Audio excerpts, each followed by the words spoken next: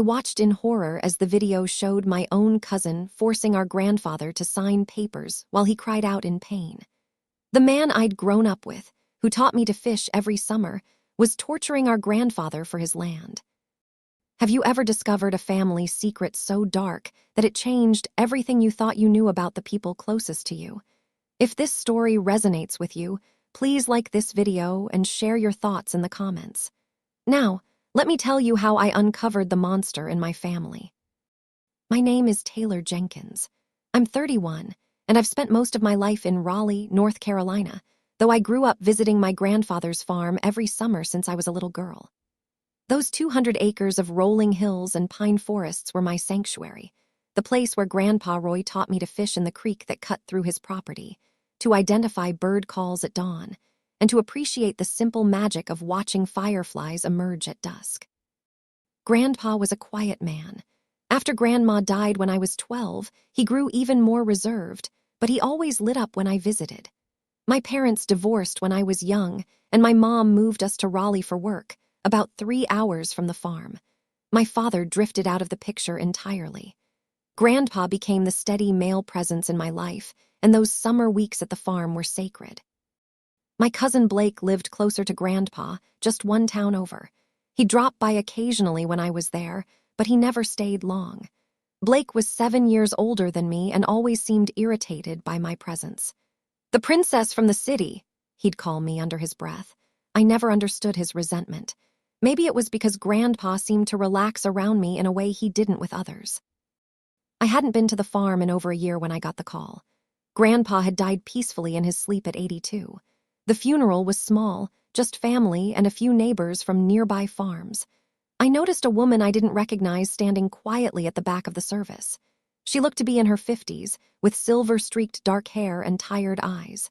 When I asked my aunt who she was, she pursed her lips. "That's Meredith Walsh. Roy hired her as a caretaker about 8 months ago. Blake found her for him." I frowned. Caretaker? I didn't know Grandpa needed help. "Well, you weren't around much this past year, were you?" my aunt said, with an edge to her voice that made me wince. She was right. I'd been busy with my graphic design business, taking on more clients than I could handle, always promising Grandpa I'd visit next month. Now there would be no next month, and the guilt sat heavily in my chest. After the funeral, we gathered at a local restaurant for the reading of the will. I expected it to be straightforward. Grandpa wasn't wealthy, but the farm had been in the family for 3 generations. I assumed he'd leave it to be split between his children, my mom and my uncle, who would then decide what to do with it. The lawyer, Mr. Dennison, cleared his throat and adjusted his glasses. "The last will and testament of Roy Jenkins, being of sound mind." He droned on with legal language until he reached the part we were all waiting for. "To my caretaker, Meredith Walsh, in gratitude for her kindness and companionship in my final months, I leave my entire property at 1450 Creek Bend Road, including all structures, land, and personal effects therein." The room went silent. I stared at the lawyer, certain I'd misheard. My mother's face drained of color. "That can't be right," my uncle said, his voice tight. "He's leaving everything to some woman who worked for him for less than a year." Mr. Dennison looked uncomfortable. "The will is quite clear, and it was properly executed just 3 months ago." My eyes found Meredith across the room. She looked as shocked as the rest of us. "What about family heirlooms?" my mother asked. "Surely he didn't mean to give away everything."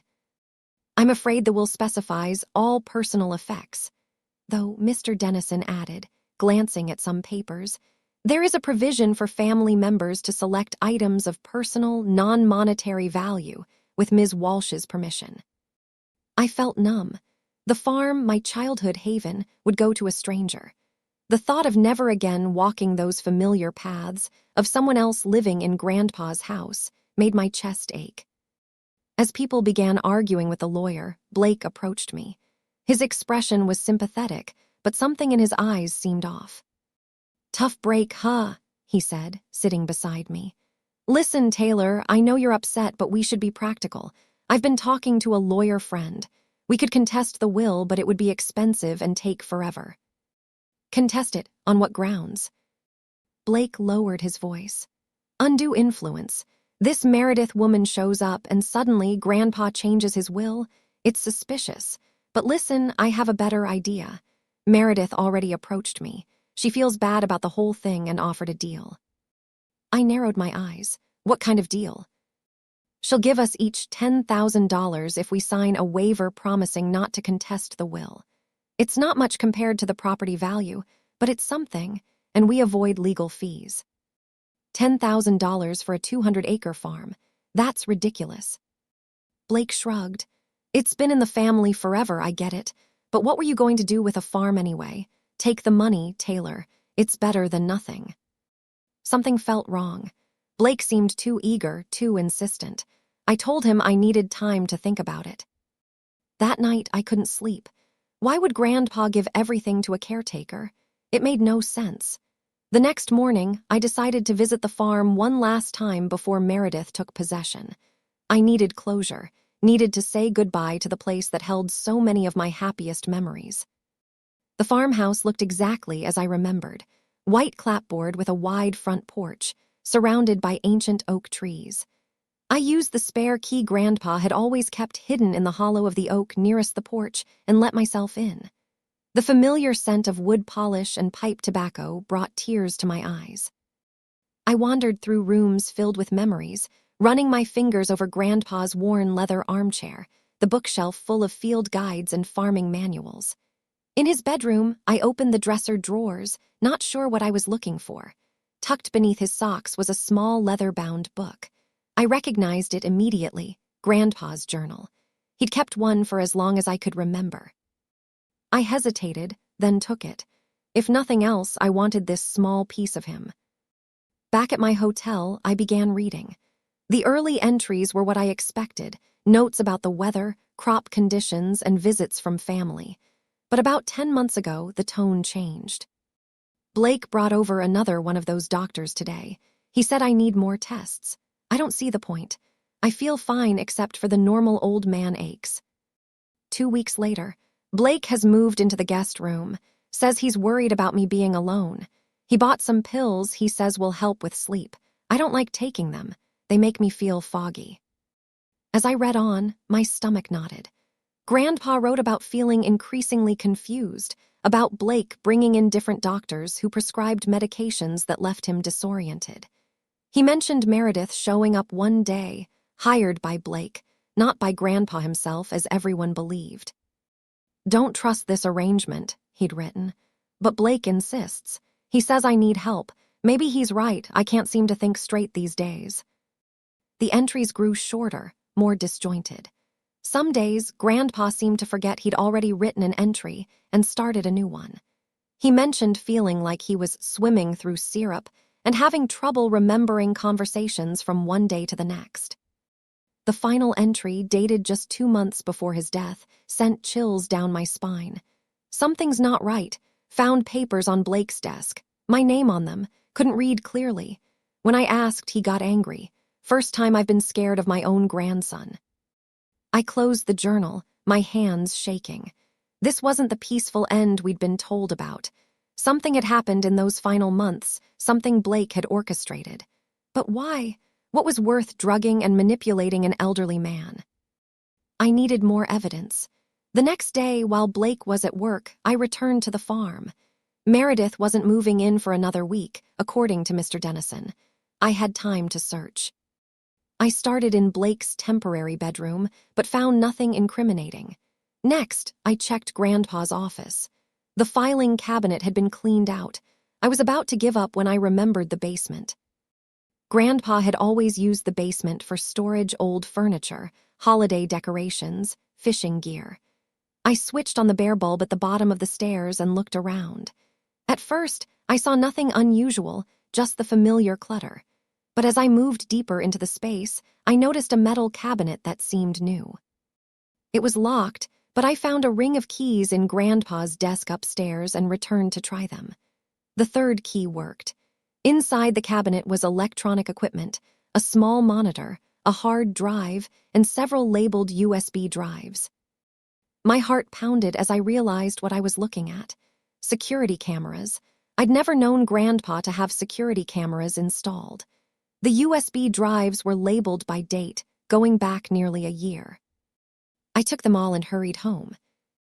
Have you ever had that moment where you discover something that changes everything? Where suddenly your past, your family, everything you thought you understood shifts beneath your feet? If you're finding this story relatable, please hit the like button and share your experiences in the comments. It took me hours to go through the footage. Most of it showed ordinary daily activities, Meredith cleaning or cooking, Grandpa sitting in his chair staring out the window, Blake coming and going. But then I found it. The footage showed Blake in Grandpa's bedroom. Grandpa was in bed, looking frail and confused. Blake was holding a glass of water and some pills. "Take these, Grandpa," Blake said, his voice friendly but firm. "What are they?" Grandpa asked, his words slightly slurred. "Just your medication. Doctor's orders, remember." Grandpa took the pills reluctantly. Within 20 minutes, his eyes grew unfocused, his responses delayed. That's when Blake brought out the papers. "Need you to sign these, Grandpa. Just some farm business." "What? What papers?" Grandpa's voice was barely audible. "Nothing important. Just sign here." When Grandpa hesitated, Blake's demeanor changed. He grabbed Grandpa's wrist, squeezing until the old man winced in pain. "Sign it," Blake hissed. Grandpa signed. I watched in horror as similar scenes played out across different days. Sometimes Blake would withhold medication until Grandpa was in obvious pain from what appeared to be withdrawal symptoms, then offer relief only after documents were signed.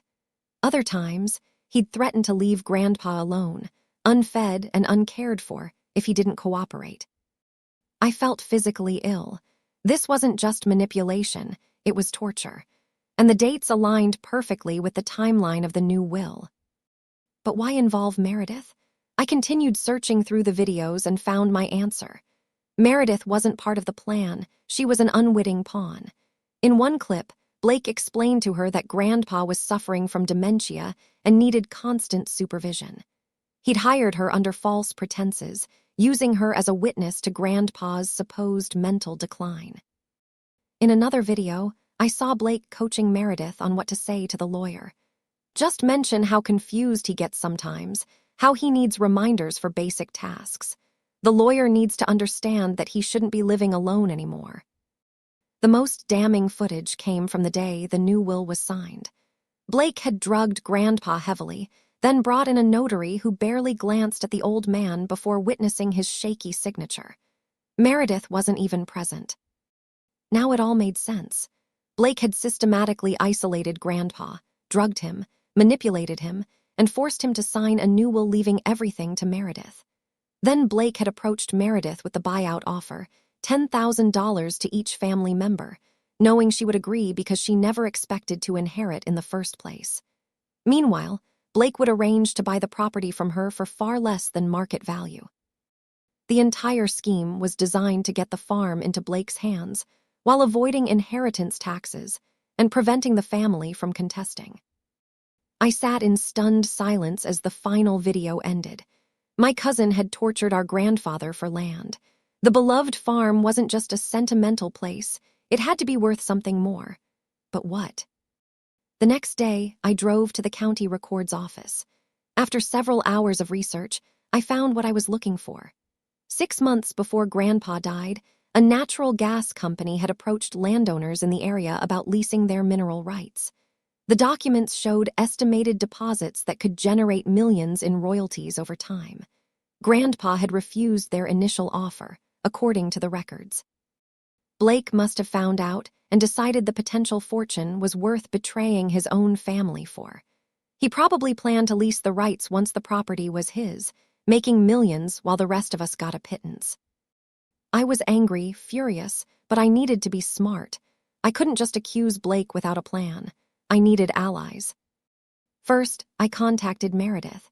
She was shocked when I showed her some of the milder video clips and explained Blake's scheme. "I had no idea," she said, her voice breaking. "Your grandfather was always kind to me but confused. Blake told me he had dementia. I believed him." Did you know about the will? I asked. She shook her head. Not until the reading. I was as surprised as everyone else. I never wanted the farm. Blake approached me right after and suggested the buyout arrangement, said it would be easier for everyone. I believed her.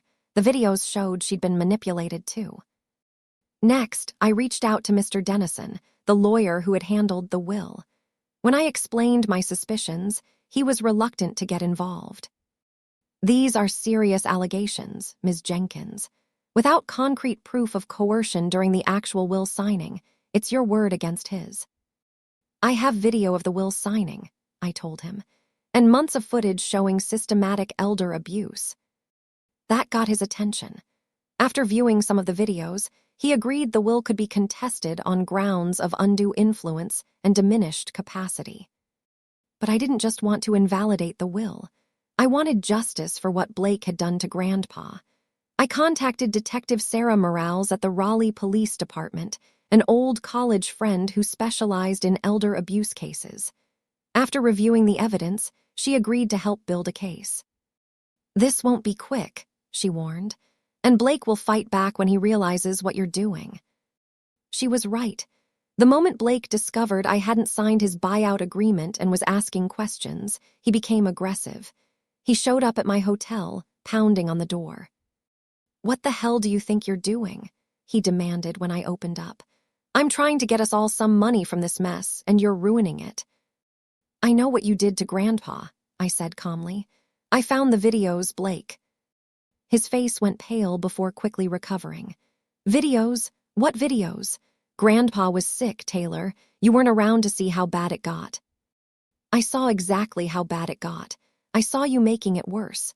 Drugging him, threatening him, hurting him to get him to sign papers." "You're delusional," he spat. "No one will believe you. You're just bitter because you thought you'd inherit something." "We'll see about that." As he stormed off, I knew I'd made an enemy, but I also knew I had the truth on my side. Over the next few weeks, I worked with Detective Morales to build a case. We organized the video evidence chronologically, matching it with Grandpa's journal entries and medical records we'd subpoenaed. The picture that emerged was damning. Blake had found doctors willing to prescribe unnecessary medications, had isolated Grandpa from other family, and had systematically broken down his will through a combination of drugs and psychological manipulation. But we needed more. Detective Morales suggested we try to find the notary who had witnessed the will's signing. The notary, Patricia Green, wasn't hard to find. She worked at a small bank in town and remembered the day clearly. "I was uncomfortable with the situation," she admitted. "The old gentleman seemed very out of it, but Mr. Jenkins, the younger one, assured me his grandfather was just having a bad day, said he was usually much more alert." "Did you ask the grandfather directly if he understood what he was signing?" I asked. She looked down. "I tried, but the younger Mr. Jenkins answered for him, said his grandfather had trouble hearing. In hindsight, I should have insisted on speaking to him directly." Patricia agreed to provide a sworn statement about her concerns during the signing. Next, we tracked down the doctors who had prescribed Grandpa's medications. Most refused to speak with us, citing patient confidentiality, but one, a young doctor named James Wilson, agreed to meet after hours. "I only saw your grandfather once," Dr. Wilson explained. "His grandson brought him in, said he was having trouble sleeping and experiencing anxiety. Nothing seemed unusual about the request for sleep aids and anti-anxiety medication." "Did you follow up? Check how he was responding to the medication?" Dr. Wilson shifted uncomfortably. "The grandson called to say the medication was working well. I suggested a follow-up appointment, but he said it wasn't necessary." "Did you know that Blake was giving Grandpa doses far higher than prescribed, or combining medications in dangerous ways?" The doctor looked horrified. "Absolutely not. That could cause serious cognitive impairment, especially in an elderly patient." With each conversation, each piece of evidence we gathered, the case against Blake grew stronger. But I knew it wasn't enough just to invalidate the will or even to see Blake charged with elder abuse. He had tortured someone I loved for personal gain. His betrayal went beyond criminal. It was a fundamental breach of everything family should mean. I wanted him to feel the same helplessness, the same betrayal Grandpa had felt in those final months. The opportunity came unexpectedly. While reviewing some of Blake's financial records that Detective Morales had obtained, I discovered he was deeply in debt. He'd taken out loans against his house, maxed out credit cards, and borrowed money from several questionable sources. He'd been counting on the farm deal to solve his financial problems. That's when I formulated my plan. With Meredith's cooperation, we arranged a meeting with Blake to discuss the farm. I made sure he believed I was finally ready to sign his buyout agreement. We met at a small coffee shop in town. Blake looked smug as he slid the papers across the table. "Glad you finally came to your senses," he said. 10,000 is better than nothing, which is what you'd get if this drags through the courts." "Actually," I said, "I have a counteroffer." His eyes narrowed. "What counteroffer?" "Meredith is willing to sell the farm directly to you for 300,000. No middleman, no real estate agent, just a private sale." Blake's expression shifted from suspicion to interest. It was still well below market value, especially with the mineral rights. "Why would she do that?" "She feels guilty about inheriting. She wants to make it right, but she needs the money for her mother's medical bills." Blake considered this. 300,000 is steep. I'd need financing. "She's willing to owner finance part of it. You'd need to put down $50,000. I could see the calculation in his eyes. If he could get the farm for 300,000 and then lease the mineral rights, he'd make a fortune. "I'll need a few days to get the money together," he said finally. "Of course. We'll meet at Mr. Dennison's office on Friday to handle the paperwork." As I left the coffee shop, I smiled to myself. Phase 1 was complete. Over the next few days, Blake scrambled to put together the down payment. I learned through Detective Morales that he'd taken out a high-interest loan from a less-than-reputable lender, using his house as collateral. He was all in on this deal. Friday arrived. Blake, Meredith, Mr. Dennison, and I gathered in the lawyer's conference room. Blake had a cashier's check for 50,000 and was practically salivating as Mr. Dennison prepared the sales documents. Just as Blake was about to sign, the conference room door opened. Detective Morales entered, accompanied by 2 officers and a distinguished-looking man in a suit. "Blake Jenkins," Detective Morales said, "I'm placing you under arrest for elder abuse, fraud, coercion, and financial exploitation of a vulnerable adult." The color drained from Blake's face. "What? This is ridiculous."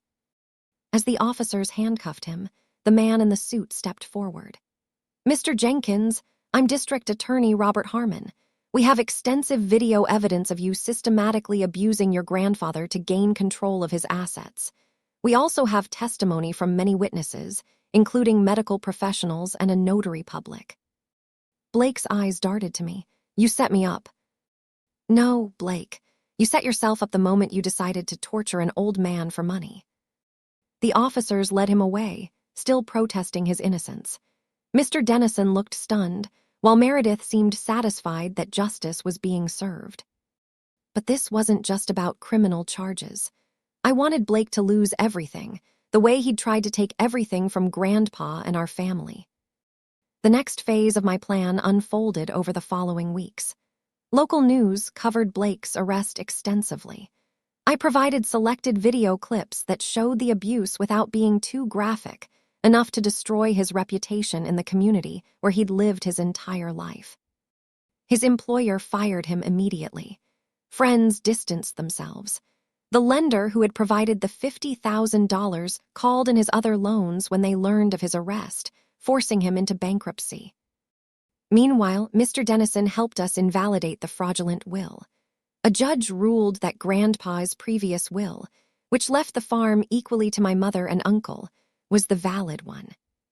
The preliminary hearing for Blake's criminal case was scheduled for early summer. The evidence against him was overwhelming. The district attorney offered a plea deal, 5 years in prison instead of the potential 15 he faced if convicted at trial. Blake refused, still believing he could somehow beat the charges. His public defender, all he could afford now, advised him to take the deal, but Blake's arrogance wouldn't allow him to. The day before the trial was set to begin, I visited Blake in jail. He looked terrible, thinner, paler, with dark circles under his eyes. "Come to gloat?" he asked as I sat across from him. "No, I came to show you something." I placed a document on the table between us. It was a geological survey of Grandpa's farm, dated just 1 week earlier. "What's this?" he asked. "The gas company did another survey. Turns out their initial findings were incorrect. There's no significant natural gas deposit under the farm. The land is worth what it's always been worth, a modest working farm, nothing more." Blake stared at the paper, then at me. "You're lying." "I'm not. You tortured an old man, your own grandfather, for nothing. The fortune you imagine doesn't exist." The truth hit him like a physical blow. He destroyed his life for an illusion. "The DA is still offering the plea deal," I said, standing to leave. 5 years, I'd take it if I were you." The next day, Blake accepted the plea deal. As he was led from the courtroom, he looked back at me one last time. There was no anger in his eyes anymore, just hollow defeat. He understood now what Grandpa had felt: helplessness, betrayal, the knowledge that someone you should have been able to trust had utterly destroyed your life. My mother and uncle decided to keep the farm rather than sell it. We established a trust to maintain the property and used it to create a community garden project, teaching local children about sustainable farming, something Grandpa would have loved. As for me, I moved into the farmhouse. Each morning, I walk the same paths Grandpa and I walk together. I fish in the same creek. At night, I sit on the porch and watch fireflies emerge at dusk, just as he taught me. Sometimes I think about Blake, sitting in his cell, and I wonder if I went too far. But then I remember the videos, Grandpa's pain, his confusion, his betrayal at the hands of someone who should have loved him. Justice isn't always pretty, but it is necessary. In the end, what Blake never understood was that Grandpa's true legacy wasn't the land or what might lie beneath it. It was the love he gave us, the values he instilled, and the memories we created together. No will, fraudulent or otherwise, could ever dictate who inherits those. Family should be about protection, not exploitation. Trust, not betrayal. When those sacred bonds are broken, sometimes the only way forward is through the painful process of accountability. I still have Grandpa's journal. Sometimes I read it and hear his voice in my head, telling me stories about the farm and about our family history. In his final coherent entry, before Blake's drugs took full effect, he wrote, "Taylor visited today, bought fresh strawberries. Sunshine girl. Hope she knows how much she means to me." He knew. And now, living on the land he loved, continuing his legacy in my own way, I hope he knows how much he meant to me too. Have you ever had to stand up against a family member who betrayed your trust? Would you have done what I did, or handled it differently? If this story moved you, please subscribe to hear more real stories of justice and family. Sometimes the people who should love us the most are the ones capable of the deepest betrayal, but in sharing these experiences, maybe we can all heal a little.